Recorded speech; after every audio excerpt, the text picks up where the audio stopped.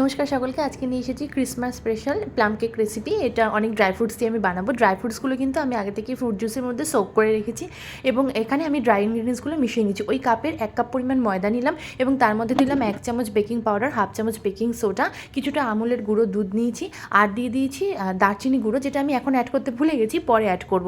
এবং তারপরে এই দারচিনি গুঁড়োটা এখানে অ্যাড করলাম। আর কোনো এসেন্স আমি ইউজ করিনি।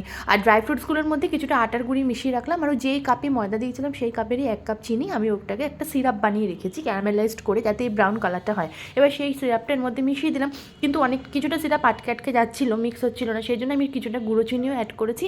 আর তার সাথে ওই 1 কাপ পরিমাণ হাফ সাদা তেল এবং কিছুটা হাফ দুধ মিশিয়ে সেটার মধ্যে দিলাম। আর বাটার গলানো ওই ছোটো প্যাকেটের 1 প্যাকেট দিয়েছি, দিয়ে সব কিছু ইনগ্রিডিয়েন্টস ভালো করে মিশিয়ে তারপরে বসিয়ে দিলাম। আমার কেকটা হতে কিন্তু 20 মিনিট সময় লেগেছে। এখানে দেখা যাচ্ছে কেকটা কিন্তু মোটামুটি রেডি হয়ে গেছে। আমি একটা কাবাব স্টিক ঢুকিয়ে চেক করে নিচ্ছি, 20 মিনিটে কিন্তু কেক পুরো রেডি।